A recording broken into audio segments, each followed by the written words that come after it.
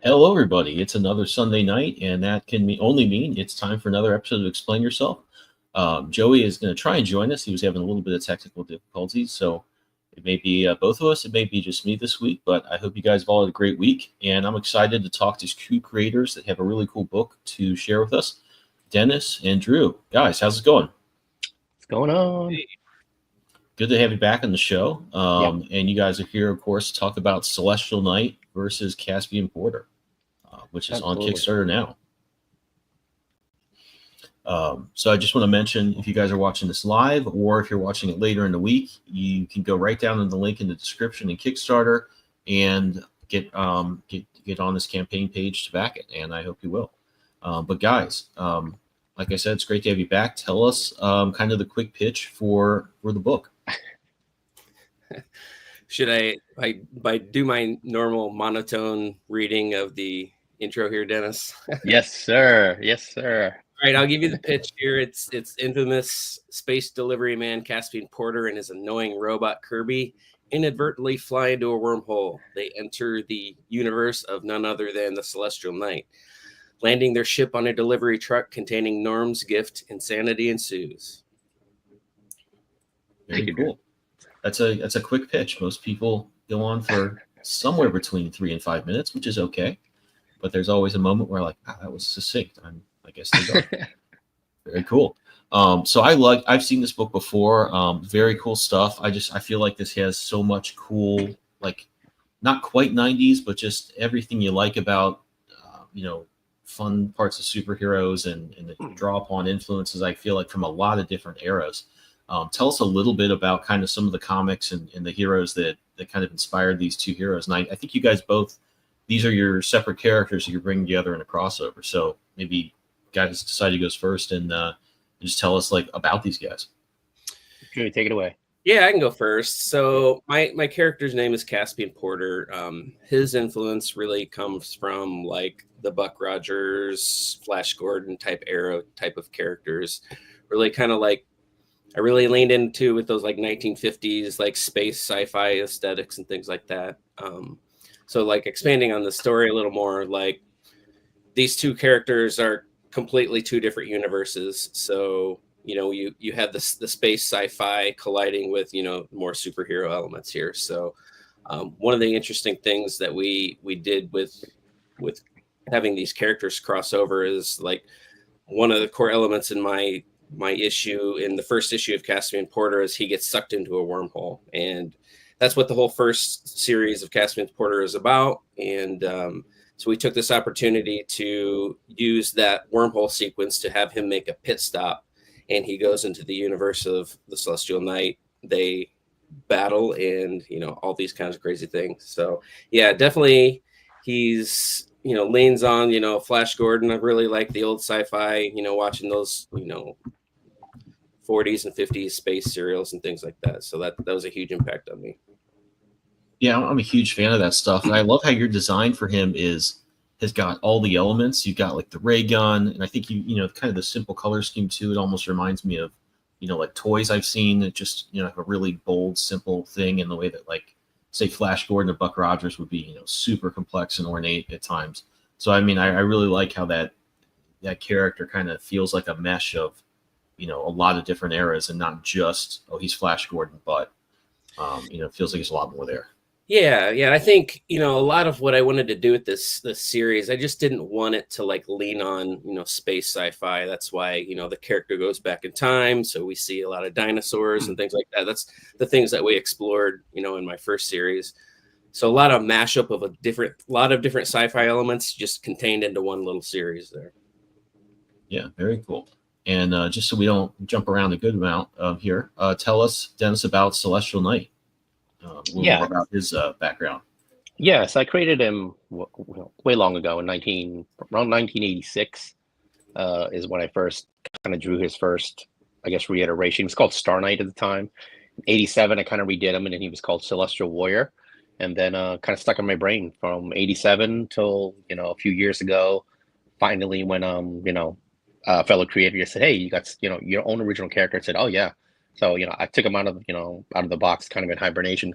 he was just, really based on pretty good couple of simple things. At that time in '86, I really liked drawing armor. So, as we spoke before, I was into kind of, Bob Layton's Iron Man. That was one bit of it. A little bit of just discovering Alex Ross, his paintings and that kind of stuff. But I really liked the armor look. And when I decided to bring them together, bring them out a few years ago, I always thought to myself, there's not a lot of armored characters, like head to toe. And I do armor pretty well. So it was one of those things where I drew it pretty well. I knew it wasn't something that I didn't see a lot of on, social medias and Instagram. So for me to draw him was always a blast, and it's a hard process. I'll be honest with you. Still learning on how to color him. Metal is definitely hard to color, but yeah, he's just a character that sat in my brain. And for me, it goes back to the superheroes of old. I grew up reading Uncanny X-Men, like that was my jam. John Byrne, Chris Claremont, that whole jam was everything to me. So it was all about having a true superhero and bringing those values back of just superhero goodness and that whole fighting good versus evil and everything. I kind of go back, and even in my own life, it's always that battle of good versus evil. I even tell my kids, we're the good guys. It's always about good versus evil. So when this comic came about, it was really just taking it back to like main comics again, taking it back to how we grew up and the stuff we loved, which was that simple good versus evil. Characters: Jeremy Vasquez. In issue 1, he gets his powers with his dog named Norman. Norman's his muse. It's his oracle to Batman. And they wind up fighting a kaiju in Times Square. Issue 2 is more. You learn more about their villains and their rogues gallery. Issue 3, which I'm starting probably next month, you'll get to learn more about the universe, and it is a big introduction into the devils from hell and kaiju's on planet Earth. And this kind of fell right in sequence with Drew. That we are pulling kaiju's into like my world where he's going to be fighting. Kaiju's are not abundant, but there's a big reason why kaiju's are pretty much popping up all over the place. Very cool. I mean, I'm an artist first, so I'm a big Bob Layton fan too. Yeah. I'm going to bring up some of his stuff so we can look at it. I mean, Totally. I really love, I think one of the things that he did a lot of great stuff with Valiant, with XO and all that, but was really known for how he drew the armor and how cool it looked. And I think he was actually, in my opinion, one of the first guys to like just take some aspect of a character or some type of rendering and just be like, you know what, I'm going to do something really cool with that. And I think that stuck with him. Every time I see a commission, it's always Iron Man from Bob Layton. I think that's what people want to see him do and what they remember about his stuff. But I think from an artistic perspective, I know Byrne was just the king at that time until the Image guys came along. For the most part, that was like the top dog. But I always really loved Bob Layton's stuff and how clean it was, and just how that armor, pun not intended, really shone. And I think made like it's something where you sit back and you think about Iron Man and be like, okay, what would make this guy look cool on a comic book page? And it's kind of cool to see that that's kind of how you built your character a little bit, because I've certainly done that too, where I'm like, I really want to draw this type of detail or this type of design, and I've kind of designed characters to lean into that so I could keep drawing that thing and just find something that looked cool. I've never heard anybody else say that, so it's kind of cool to hear you go into it. And that said, I really see a lot of Alex Ross and how you're coloring him, especially in that image we have on screen right now. Yeah, I think, like when I say, I say Bob Layton to you, like, I don't know about you, but I'm pretty sure the first character pops in your brain will be Iron Man. I know, like, when I look at that, I also think of George Perez, his line work when he did Iron Man. Like, those are the two back in the day of those Iron Man, like, you can see them in your brain, like automatic. The Kirby line, the way they do metal, easy, like it's automatically in your brain. And then for the coloring, it was really something that I'm still learning now. But when I went to coloring, it really was the Alex Ross influence of like how he uses his tones, his grayscale, and then where he puts his light. And I went a little bit strong. I love like harsh, brash color. So when I do it, it's a lot of color pop, but it's my style.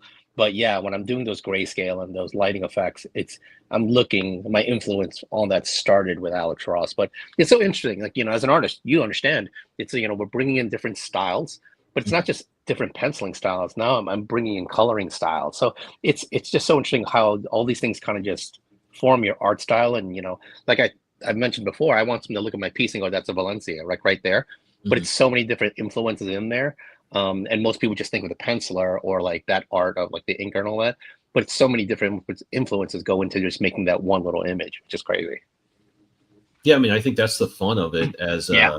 As an artist and certain, as a comic fan or a fan of comic art, really, first and foremost, that's something I really like to see. I mean, I see a lot of it, like the way Alex Ross will do like the Ray or even like Wonder Woman's armor in Kingdom Come, where it's just he's got a certain way of approaching that and the amount of highlights he has and just how he makes a lot of things look cool. And I think it's even more impressive when he got big, because we hadn't seen things look cool in that way. Just he was doing a new style.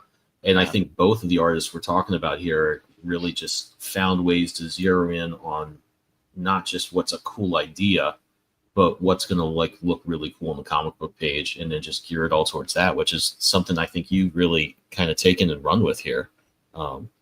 Very cool to see. These pencils are by Juan Fleites. Okay. Yeah, he's and Drew could probably explain them better than I can, but you can see the heavy Neil Adams influence. I see a lot of Sabushima in it, but I inked over his work and trying to stay true to his inks, and then kind of exploring my own inking, because I probably only inked myself and a few other people, but doing a whole book, and this is the first time I'm doing a whole book and never inking one, has been definitely a learning curve. And I'm still going back, and it's so funny. You do a page and then you go back again. And before we hit the print, I always tell like Drew, this is first edit. By the time we get to print, it's probably in my own brain, it's probably going to 7 or 8 edits. But I'll probably just be like, hey guys, it's second or third. But I keep going back to them, and it's almost like you're neurotic, you're OCD over the stuff. And especially because I want to honor Juan. Like I know, like I want Juan to look at it and be like, he kept true to like Juan's pencils, but at the same time, just upgraded it or took it to a different level or made him look at his art differently. I know when I draw, and I'm a control freak, I don't give a lot of people opportunity to ink my stuff or color my stuff. But when they do fan art, you really see like, oh my gosh, like someone's vision of your character can be, and a lot of times surprising me, is so much better than yours. Like it's just such a great feeling of like, wow, they rocked it a different way. And that's just something I want to do, at least for Juan and for Drew, to be able to like do this inking and coloring, endeavor that I'm trying to do, and take it to make them look at it a different way too. And the followers and the people that are backing the book that have always followed Caspian, Yeah, I think that's a cool thing to really like. I look at some even great inkers like Kevin Allen, who I really like his stuff. I've even seen comics where he inks over like Jose Luis Garcia Lopez, and he will just really get in there and make it his own. And like, oh, maybe with somebody that's not so good, go ahead and do that. But you really want to see the penciler in there. Just to jump over to a comment we have here, and maybe we can switch gears. BMD Nerd says he hasn't seen Caspian Porter in a long while, LOL. So where has he been, Drew?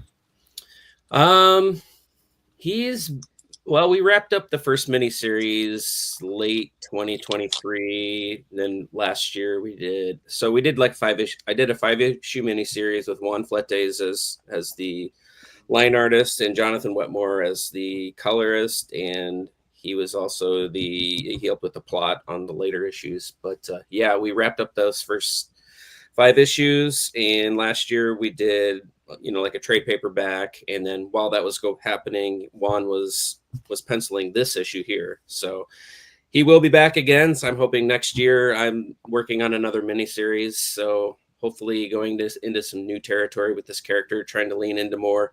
I've always wanted to like do kind of like different genres with this character, so where the character ended up in the last miniseries kind of sets us up with a more fantasy element instead of sci-fi. So that's where we're going with that. Cool. So how many issues of Caspian Porter is this? That what you kind of outlined has just been everything that's out there so far? Yeah, 5 issues. We started with issue 0 and then went up to 4.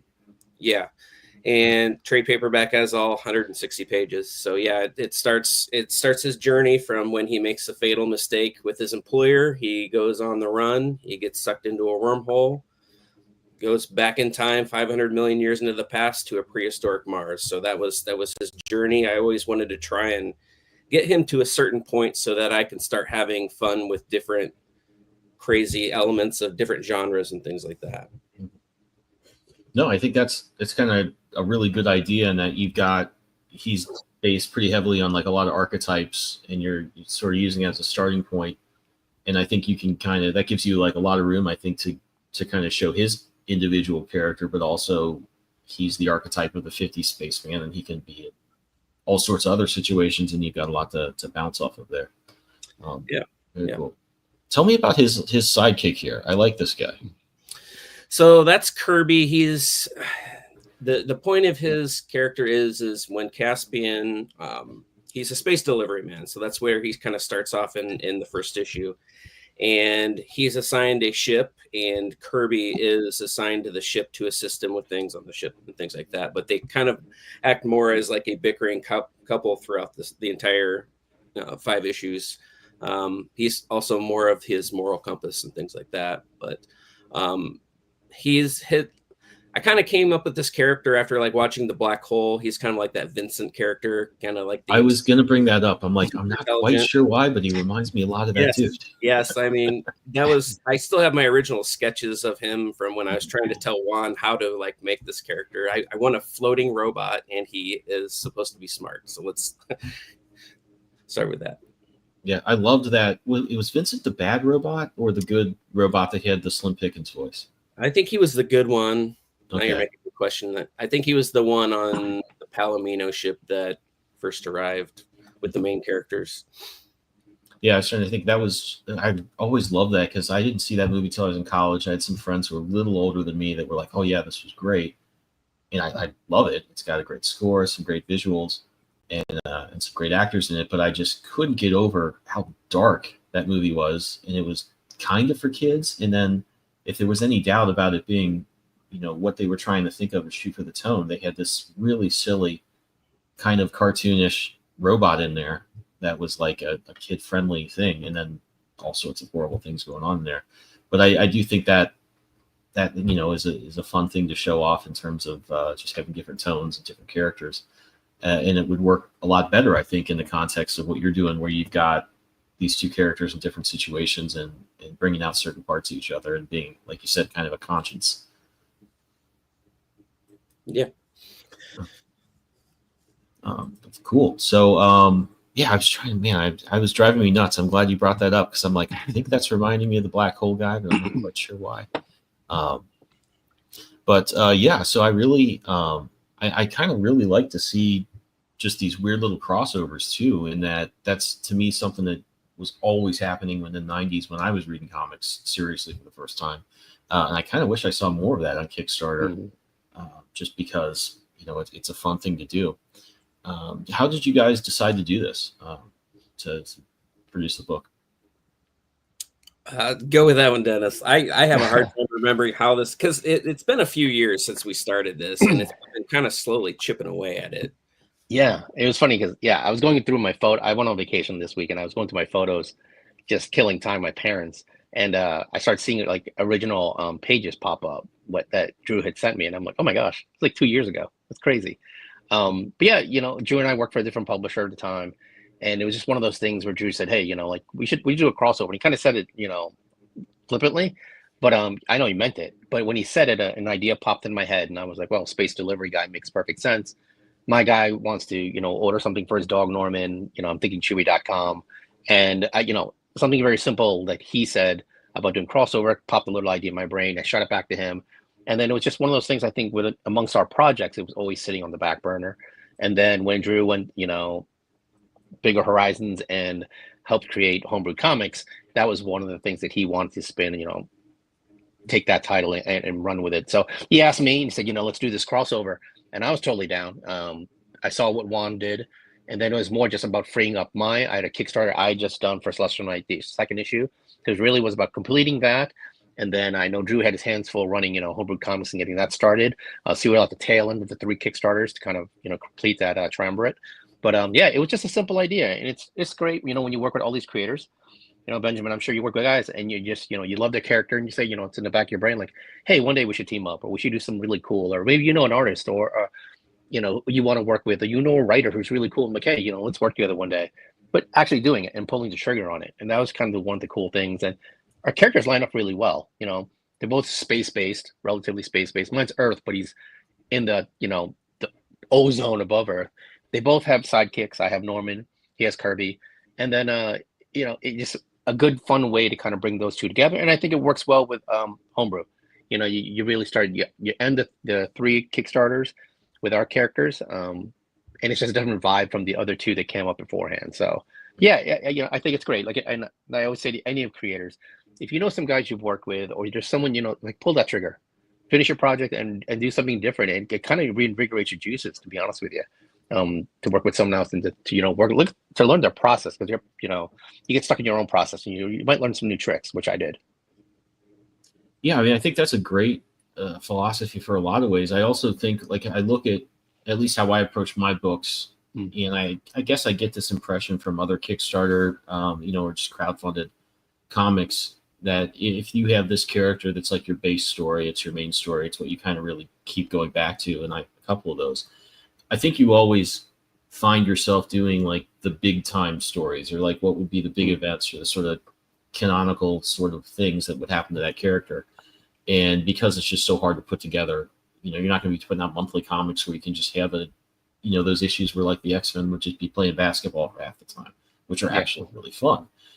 Or just something that's kind of a side quest little thing, a throwaway thing, because just the amount of work that goes into Kickstarter, that's just not where you're going to invest your time. You're going to do it in your big, like, this is my epic story, and this is the big chapter.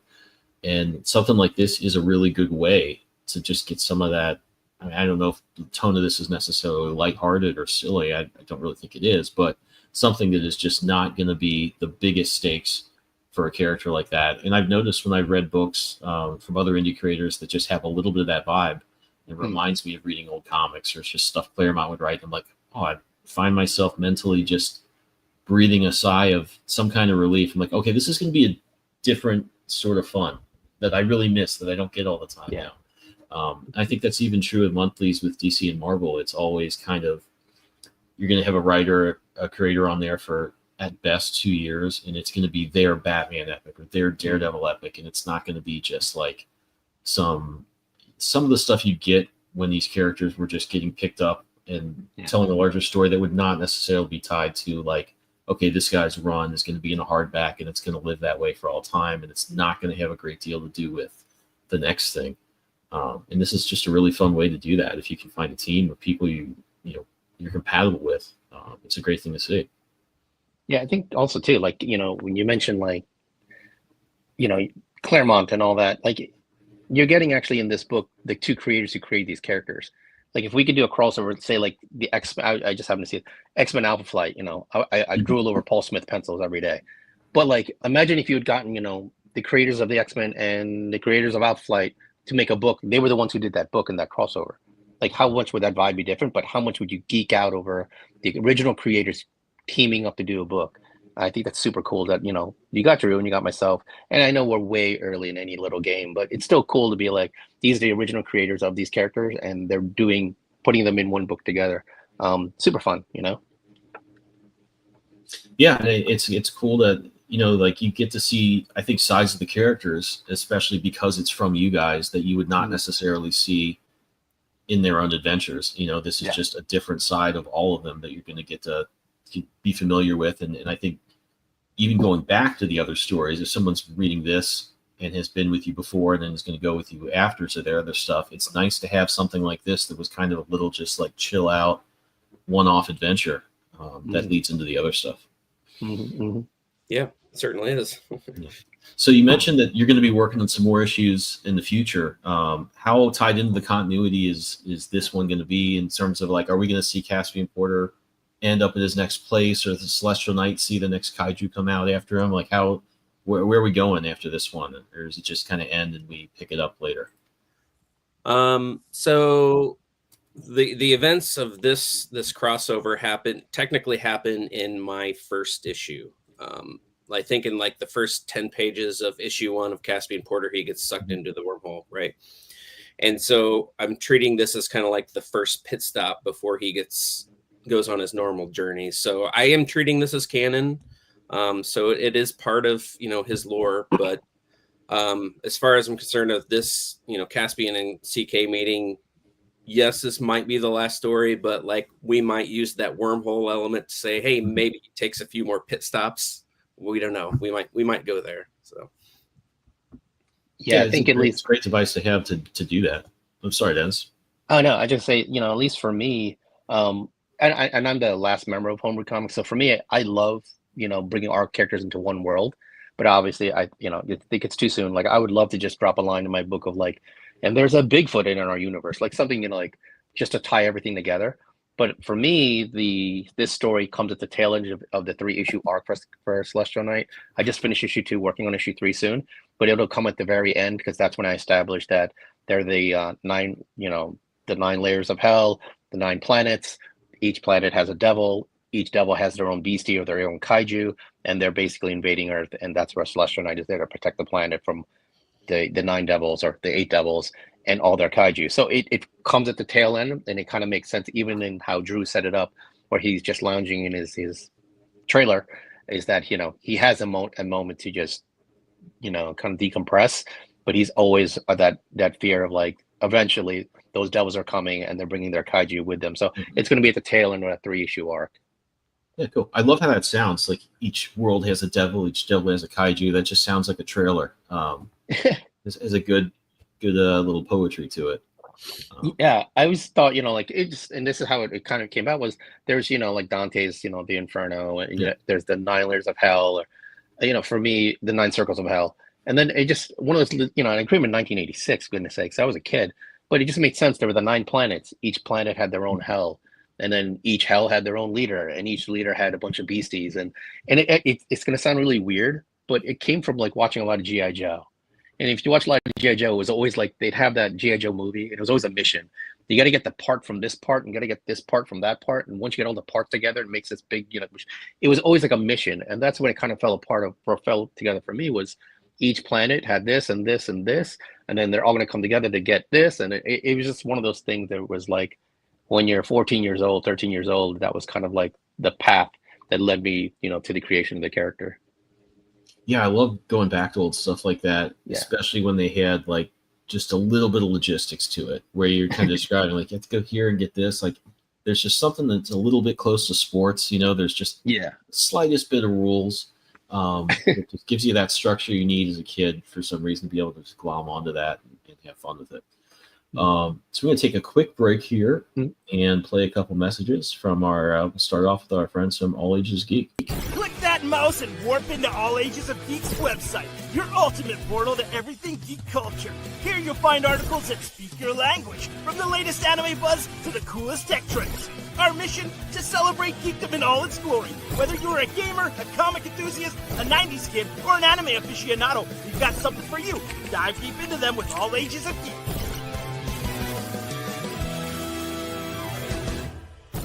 Your comics take a lot of time and effort to create. Way too much to have them get damaged while shipping to your backers. Gemini Comic Supply mailers keep your comics safe in transit, and with the code GeekCollective10, you can get those mailers with 10% off your order. That's GeekCollective10. Enter it at checkout to get 10% off. And of course, Joey, do you want to talk about W? Is the audio working again, or should I run with this one? I hope so. Can you hear me? I can hear you. Just all right. All right. I was texting. I was like, I don't know if my audio is gonna work. You run the show. I'll just put my face on there because I don't know. I couldn't hear anything. Sorry about that. I was getting all hyped to just bring that energy drink, vibe. I was gonna do a voice. It might be some jumping, but if you're back, I'm back. I'm back. And every time that StreamYard does this weird update, we just got an update, and they did all kinds of really cool stuff that we haven't been able to play with yet. But they did that, but every time it does that, I have to like reset up my audio because I use this microphone and all this big setup. So I have to go back and like do all kinds of crazy stuff, make sure that all my my drivers are in place and all that stuff. It's such a hassle. I'm like, oh my gosh, I didn't realize they did that until we were like going live. Anyway, check out W Energy. This is one of our favorite ones that we got going on right now because if you guys know that I love to drink energy drinks on the show, and W reached out to us, and they wanted us to do some stuff for them, and I grabbed myself a tub here, And this is a really great flavor, but I'm probably gonna grab a couple different ones. They got a new flavor that's coming out very soon. So if you guys want to check out W Energy, check it out. Go to w.gg and at checkout type in Geek Collective 10, get 10% off a tub. You get about 30 servings out of this thing. Doesn't have any of the artificial or the flavors, all that gross stuff that like the high fructose syrups. If you guys are like don't like the trying to be a little bit better at like watching what you put in your body, which is I've been trying to do that lately. And the energy drinks just give you this weird crash afterwards. You're not going to get a crash after this one using this one. So check that one out. Go to w.gg and then at checkout put in Geek Collective 10, get 10% off your 30 serving tub. All right. So back to Celestial Knight versus Caspian Porter. You guys have 18 days left to go in the campaign, so kind of in that middle slump period, but you met your goal, 49 backers. And I just want to reiterate, if you're watching this now or later, you can, if you're on YouTube, scroll right down and the link is right there to head over to this project and back it.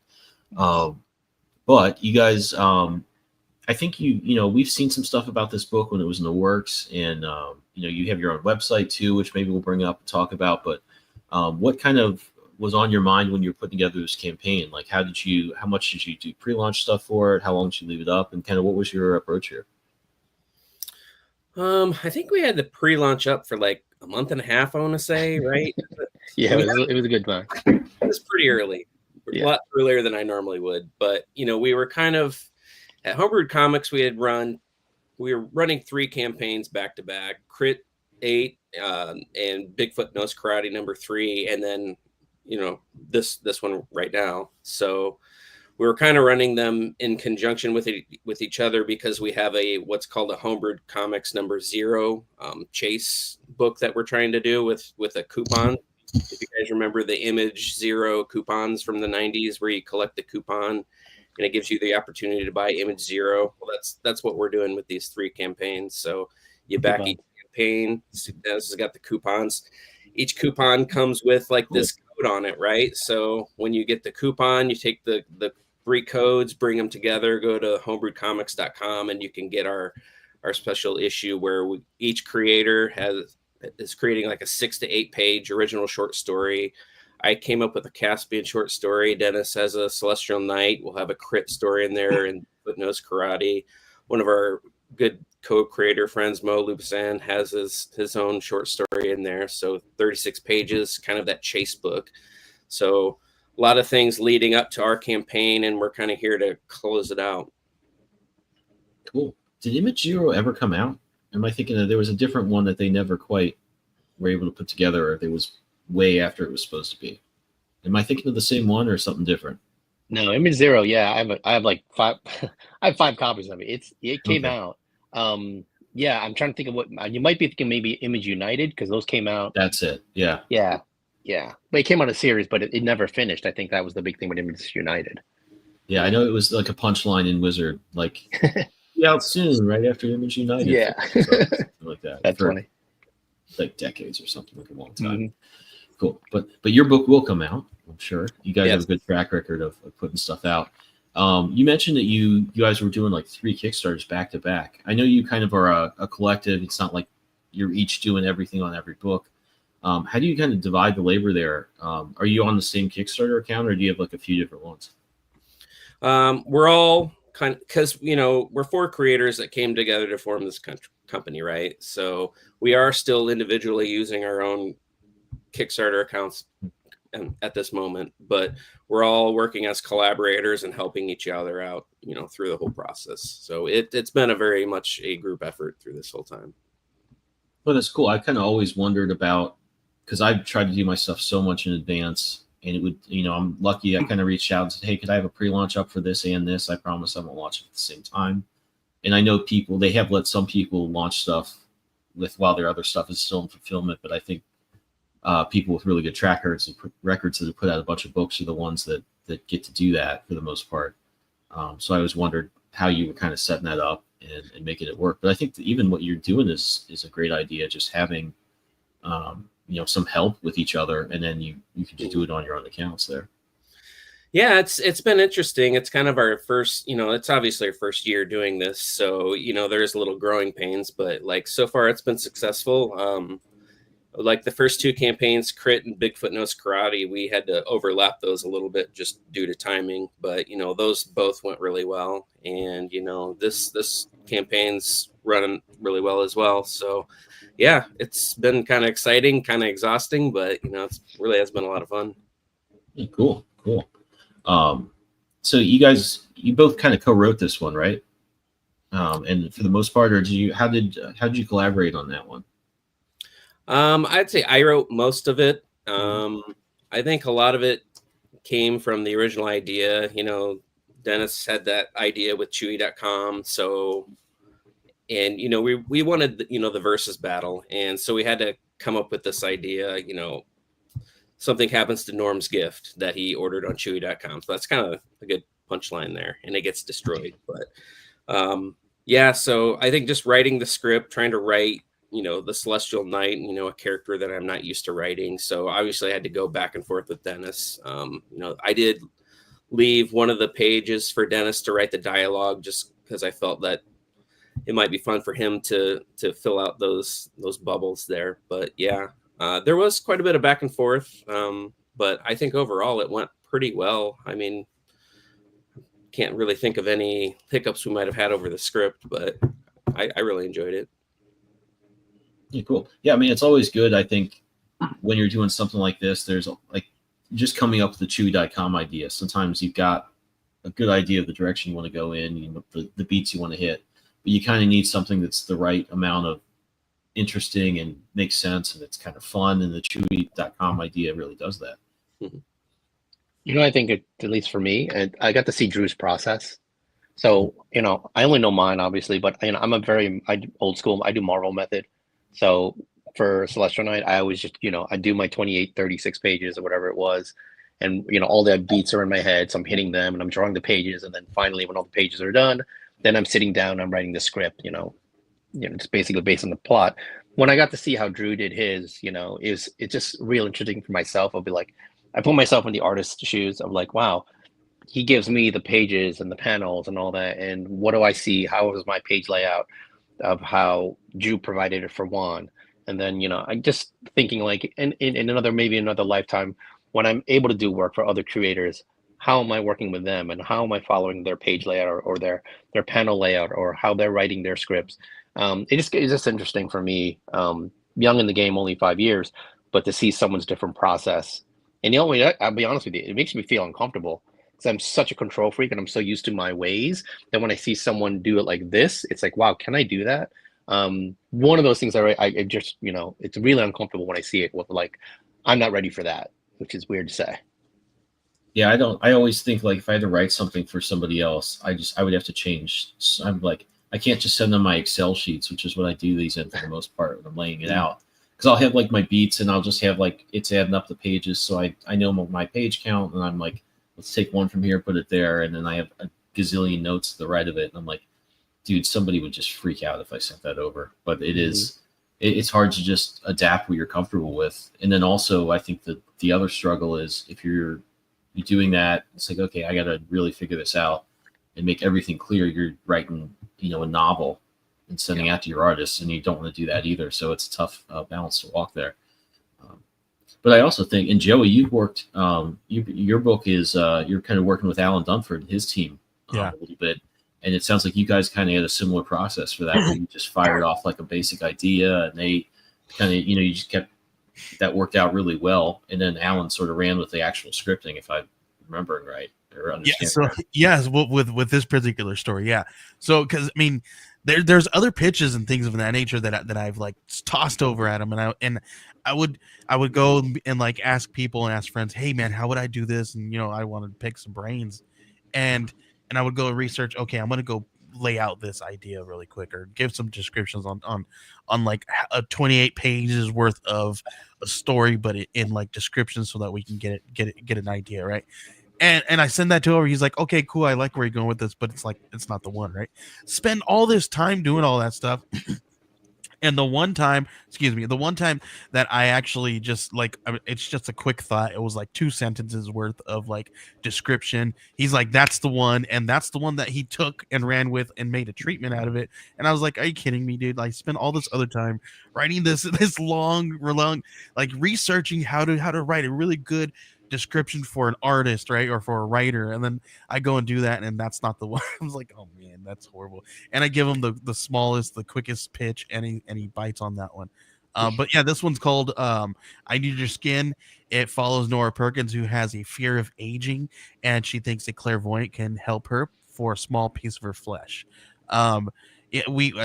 Literally, I threw him a couple of sentences. I said, I want to come up with a story with, like, vanity personified. I have this woman that I think I want to use. Gave him a quick little background on who she was. Gave him like the it's like in the 1950s era, where like she lives in a neighborhood where people are just obsessed with beauty and perfectness. And he took that and he ran with it, and then came back and he's like, dude, this is what it is. Check this out. And we came up with this really cool monster story that is very reminiscent to like The Substance. Have you guys seen The Substance, or like Smile, where they have these amazing I don't want to give any plots away, but if you guys have seen it, there's an element, there's a supernatural element to those where you see something that is a little bit more eerie, more dark than what you when the movie starts out with, right? So this is kind of what we're kind of going with, this A24 style, kind of Jordan Peele style kind of body horror comic book here. And I thought it was perfect for their team because they've done some really fun horror stuff before. They do the fun horror tropes and stuff like this, but something like this where it's kind of this body horror A24 style weird horror stuff. I thought it was right up their alley with Brian Belando's artwork on the interiors. We have Alan Dunford doing some of the writing with some of my help. And then we have Dave Lentz, who's like lettered almost everything out there on Kickstarter. And then we have covers by Ruben Macho. We have Kit Wallace on some covers. We have Ben's on a cover. And we also have Brian Belando doing some covers there. But yeah, I backed that. I backed it as soon as I saw the red cover. And I remember looking at the cover and it grabbed me and I said, ooh. And then I scrolled down and I saw that first page I think you guys posted. Yeah, and I automatically went to the campaign to back it because I was like, this looks right up my alley. Appreciate that. Yeah, and this is all out of like I gave some stuff to Alan and he pulled out of me what I couldn't, right? And this is what we got on the page, man. And I said, this is a freaking better than what I could have imagined. And when you have a team that you could just like throw something at them and you're like, okay, cool. And then they come back with everything that you could dream of, right? And putting on a page. It's fantastic feeling. Yeah, you're right. When you have somebody that you could just click with and get these things done, right? These guys have been doing it for quite some time. They've done Grandma Chainsaw, they've done Horus in Hell, Pocus Hocus. They've got another one coming out very soon that is, I believe, in pre-launch right now called Beneath the Lighthouse. We featured some a few pages of that in one of our issues of our Archetypes magazine. That you guys can also get on the campaign right now. So if you guys wanted to read first piece of that Beneath the Lighthouse, you guys can check that out there. And that's already been printed. We have that on hand, so you guys will be able to get that if you order it on the campaign. Cool. Yeah. I mean, I think that really just it's kind of awesome that worked out, that that was in common, that you guys all have. I think it's just so hard for creative people sometimes to collaborate, and I think in both of these projects you guys just kind of had a really, I don't know how cognizant you were in saying like, dude, we got to make it really easy to work with each other and kind of make sure not stepping everybody's toes, or it just kind of worked out that way. But I've read stories about people trying to do stuff and sending pages back and forth and like pushing for their ideas and erasing the other guys, and just it's kind of a mess if you're not careful about it. But I think it's, if you do it right, you kind of have something where everybody's just doing the parts they're best at and elevating the work and not making it a difficult thing to get through. Yeah. Yeah, it's kind of that moment, that serendipitous moment when you're like everything just falls into place. It was the perfect story at the perfect moment. You know, they had stories, they had stuff planned, right? But they didn't have anything in the immediate future going on, right? They had other things up in the air. So it was like everything all just fell into place where we had some money to pay them to get started on some of that stuff while they were waiting on other things. And it was just this one moment where it was just like, okay, cool, let's do this then. And we kind of did it, and your head kind of got turned around how quick we did it too, because we had these thoughts, we had these ideas for like maybe a year before we even thought about doing anything. But that's where it was like, it was that moment where we're like, okay, cool, now we're ready, let's move forward. And it was just like really cool moment to where everything just fell into place. Very cool. Yeah, and I know you've been working on this for a while, so it's exciting to see it out and everything. Tell us a little bit about the rewards that we can get here before we wrap up. Yeah, so first and foremost, we have the digital editions. There's also like a digital catch-up. I think it's called Digital Deluxe or something like that on there. But if you want to get caught up on Celestial Knight 1 and Caspian Porter Volume 1, you can get that for like $12. So we got standard edition. The variant cover there was done by our co-creator Chris Saloff. He was the president of Homebrewed Comics, so he did that one for us. Outside of that, we have our usual go-to holofoil edition, and then we are printing a metal edition as well. And I believe we also have the Homebrewed Zero Catch-Up. So if you missed out on backing Crit 8 and Bigfoot Knows Karate, you can kind of circle back and get all those coupons. Again, there we have a physical catch-up. For Caspian Porter, I'm not really offering any of the floppies. We're just making it easier and offering the trade paperback for this. Last tier, I think, is there's get all the covers, holofoil, metal, standard, and things like that. And lastly is the commission tier. So Dennis will draw a digital or traditional artwork for whatever you want him to work on. That also comes with the book. So yeah. Very cool. Yeah, I think that it's so nice to be able to offer some of your library with these campaigns, especially when it's digital and people. Yeah. I mean, that's just nice to be able to offer, because you can really help make the production of the new books work out a little better. Especially with the digital stuff that's just a PDF. And I think it's great too for the backers who can just see more of your stuff without spending an arm and a leg and also waiting forever for it to get there. It's awesome. There's a good way to do that on Kickstarter. Yeah, and we also kind of felt like without, if you didn't know anything about these characters, it might be a little hard to go in and try to understand their backstories. I mean, we're going to have summaries of what these characters were in this book, but if you really want to get the full scope, you got to get the back issues and learn more about these characters.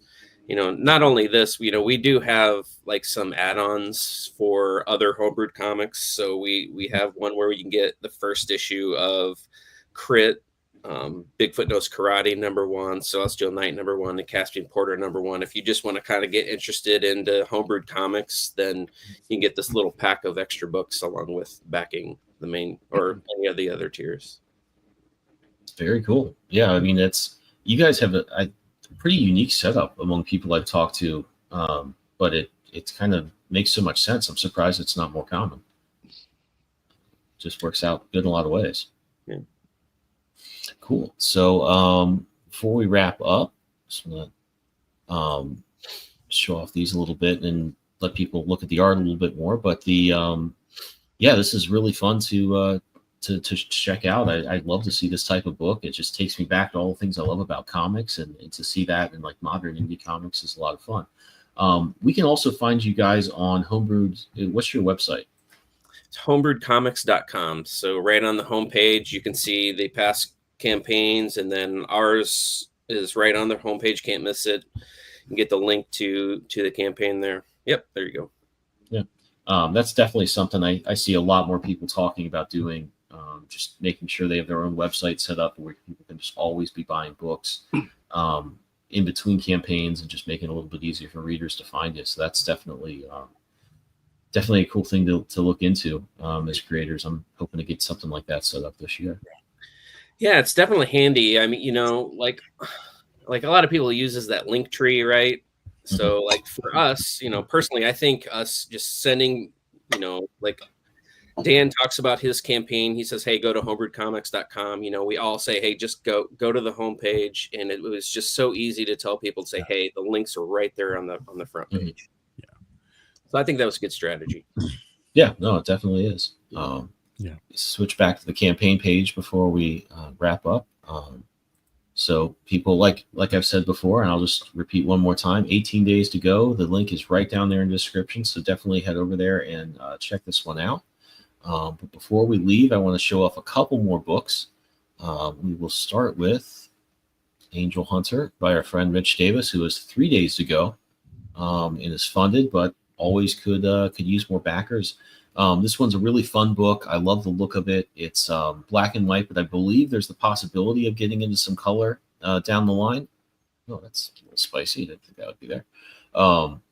But just this one looks really fun. It's about mankind being kicked out of the Garden of Eden and then having to contend with a pretty dangerous world filled with angels and demons, all sorts of stuff, and having to get through it. So I think I've seen all the unlettered pages.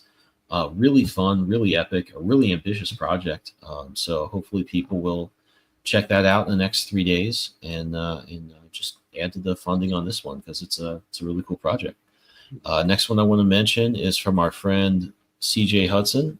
He's got his book Interstellar Dust. This one's doing great, and it's awesome to see, because this is to just see somebody get far enough with the book they really enjoy to put together an omnibus like this is fantastic. It's really fantastic to see it doing so well. The artwork on this is amazing. It's a really fun story. Pretty much all CJ's books have amazing art. And this is just really fun. You can get a lot of his other stuff with this too. So definitely head over there. And how much time does this have left? 9 days to go. So definitely head over there pretty soon and check this one out. The last one, or new one, at least for today, is my book, We Are Scarlet Twilight, Cobalt Crisis Part 1. I still have a few more pages to do on this, and then we can launch. But I sent out, I think, the last of the previous issue this week, so that's completely fulfilled, and we're pretty much ready to go on this. Got the main cover, the retro cover, which I always love doing, and this is going to be a lot of fun. It's going to be basically Crisis on Infinite Earths or Secret Wars if it had happened in the 1940s during the golden age of comics. So a lot of the tropes and the fun things you kind of expect to see in your big blockbuster Marvel DC crossovers, but done in the style of the old pulpy adventures. So I think it's going to be a fun mix and a fun way to look at that stuff, and I hope people will want to check it out when I get it going. And I want to revisit I Need Your Skin, which has 16 days to go. Joey's book is doing really great, almost to 100 backers, so definitely hope somebody wants to step up. One more to hit 100 backers, and that'd be fantastic. Listen, we put a low goal because we want to make sure that this gets out to everybody, right? And we're doing some really cool things with this one. So we for the first 48 hours, everybody was able to get this thing for like $9. And then if you guys order a second issue in the add-ons, you can get it for even cheaper than that. I think you can get it for I think it was $7, and then now it's $9. I gotta look because all those prices they go in my head and come out. Especially when I'm also building other people's campaigns right now. I have different prices in my head. But anyway, you could get it for more than half off if you buy a second issue, and you can give the gift. You can give the gift of fear to a friend. Nice. So because this was all about horror, right? And what's we're gonna be doing some fun things. We have we can also unlock a gold or glow in the dark. I'm sorry, gold. Now I gotta do a gold issue. A glow in the dark. Right, there's an idea. Glow in the dark issue. We're gonna take the Kit Wallace cover. We're gonna take out all the colors. We're gonna leave it white. because white's going to show up really gorgeous when it goes into that glow in the dark kind of look here. We have some glow in the dark cards. Now we kind of did that. We dropped out the back. I don't know if you guys can see that here. There's probably a better looking one there. You can see that, but if the white there and then the green glows in the dark very well, does a lot better than this this one. This one glows blue, but it's got a really cool blue, right? So we kind of tested out some of those things that we're going to do. So this time around, we're going to drop out the back of the colors and leave it white so that it pops a lot better. And we're going to turn that thing into a glow in the dark cover. Once we unlock a certain amount there, we're going to be able to unlock that because we want to be able to have this campaign fund some of those things, right? And then we're going to give them back to you guys and stuff like that. So check that out. We have some really, really cool opportunities for you guys to save. There's a secret opportunity. There's a secret cover there that only one person has gotten already. And you can get it at an exclusive price if you follow the rules. You got to go look through the campaign. It's a secret for a reason. You got to search the campaign page to find it, and then you got to follow the instructions exactly, and then you will be able to purchase this thing at a really, really low price. It's a really cool. We're going to use that Kit Wallace cover again. It's a raised metal with it's kind of like this really cool layer of embossed texture. So check it out. Thank you guys for watching the show. Ben, I'm going to hand it over to you guys to close it all out, man. All right. Well, guys, I want to thank you for coming on the show and telling us about Celestial Knight and Caspian Porter. I love this book. I love how it looks. I love the stuff it reminds me of, and I really like hearing about like how you guys have approached this and created it, and all the things you're doing to support each other to just get these comics made. I mean, what a great setup, and what a cool book to come out of it. Thank you. Yeah, thank you. Thank you for your time. All right. Well, likewise. Well, I hope everybody watching, whether you're watching now or later this week, has enjoyed listening to them talk about this comic as much as I have. And we will see you possibly next week, but definitely the week after that with more great indie comics. And we will see you all next time.